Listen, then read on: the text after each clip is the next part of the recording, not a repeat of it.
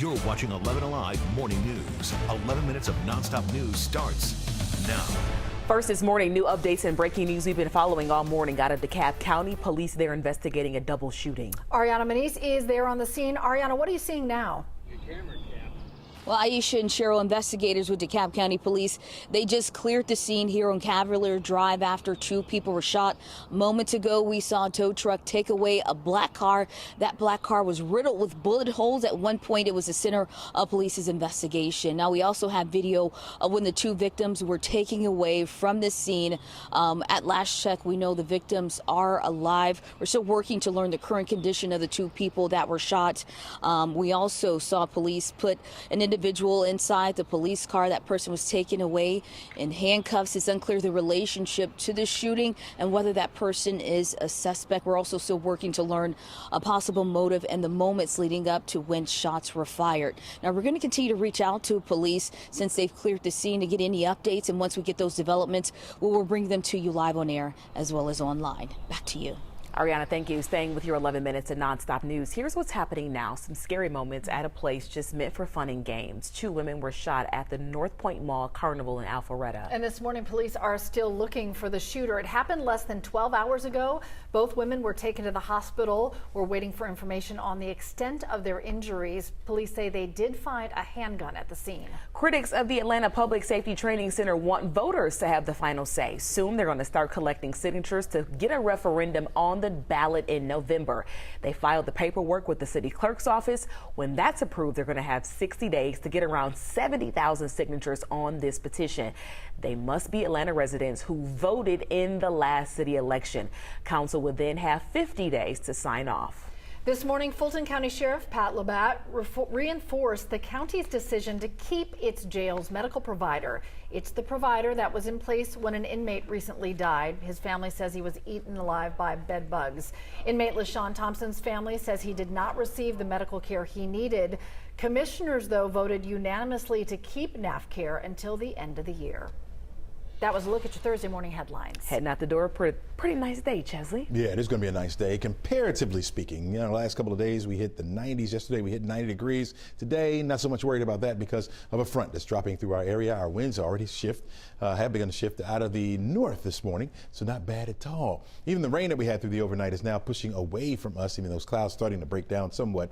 So we'll start you off with partly to mostly cloudy skies in some spots, and then wind up with mostly sunny skies later on this afternoon. Temperature-wise, we're in the 60s just about everywhere you look. That 170-degree reading is in downtown Atlanta. 64 degrees McDonough, down toward Locust Grove. Conyers the same. Stockbridge, you're close to 70 at 69. 61 degrees rather in Noonan and Chattahoochee Hills in South Fulton County. We're looking at 60 in Hiram, 62 degrees over toward Dallas. Temple, you're at 58 starting off this morning. 68 in Tucker, 65 degrees up towards Roswell, and 71 degrees in downtown Atlanta. Your what to wear forecast calls for short sleeves, of course. It will be a warm afternoon, but just not as warm as we have been experiencing. So 82 degrees, your afternoon high temperature. I'm going to call that pleasant. We'll have that sunshine around through the afternoon with those winds getting up to about 13, 14 miles per hour. Gusts could be a little bit higher than that at times. The front fading southward, and it's south of the front where we're going to find the threat for thunderstorms today. Even that hot weather will continue down in the southern portions of our state. We're cooling off just a little bit, if you want to call it cool, or just a little bit warmer, or not as hot, I should say it that way. That's the good way to put it there. That area of low pressure will continue to slide over toward the east. It's taking the rain with it. You can see it over toward South Carolina now. We're done with it for today. In fact, as you take a look at the forecast track model, it shows those clouds breaking down as we head into or further into mid-morning. So by the time we get to 11 o'clock, 10 o'clock, 11 o'clock, we'll be looking at mostly sunny skies, and that's the way we'll be for the rest of the afternoon with a very pleasant temperature of 82. The clouds work back in through the overnight going into Friday morning. Don't let this fool you now. Mostly cloudy skies to start off 7 a.m., but by the time we get to 9, 10 o'clock, a lot of those clouds will start to break down. We'll get the sunshine in here for the afternoon. Mostly sunny skies. Once again, pleasant temperatures in the low to mid 80s. And then as we head into Saturday, that's when we're going to start to see some of the moisture start to return to the area. In fact, the rain will come to us by the time we hit Sunday. So Saturday, you're looking at 87 degrees for the high. Mostly sunny skies for much of the day. 40% chance for showers in the afternoon on Sunday going into Monday. Monday, we'll have a 60% chance for rain to kick off the work week. We'll be at 83 degrees, but warming up as we head through the rest of the week. Crash?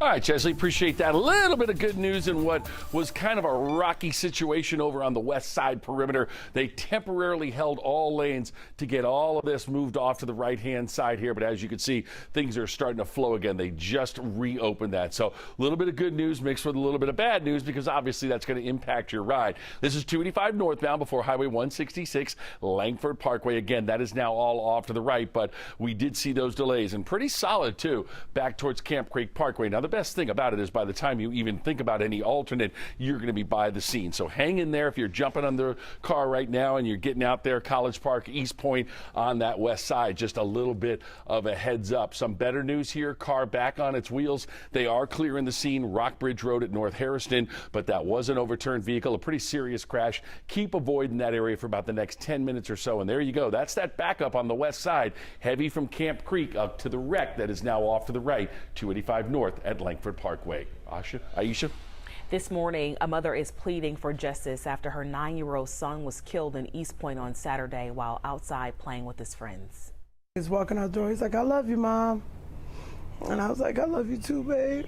It seemed like 5 minutes later, someone was knocking on the door and said, "Your son's been shot." Joy Black says her son King went to go play with friends after they had just returned home. She says she found him shot just one street behind their house. East Point police tells 11 Alive that the investigation is still active, but they now believe King was shot inside a home before collapsing outside. He was a rising 4th grader at Hamilton E. Holmes Elementary and loved music and sports. Right now, police don't have any suspects. Joy is traveling to Michigan, where she is from, with plans to bury her son there. This morning, we are learning new information from the friends of a missing mother of 3. The GBI and Doraville police are searching for Ebony Varner. She's been missing now for 5 days. Investigators say she may be in danger. Varner was seen in the area of Peachtree Industrial Boulevard and I-285. We talked with her friend Melissa Thomas, who says Ebony's car was found.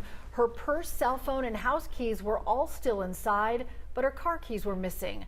Thomas tells us that Varner is 39 and it is not like her at all to be gone this long. This morning we have new pictures of a missing 14-year-old Gwinnett County girl who has not been seen now since May 24th. Ashley Bell was last seen 15 days ago in the parking lot of Parkview High School. Police say her phone turned off a few hours later and they are concerned.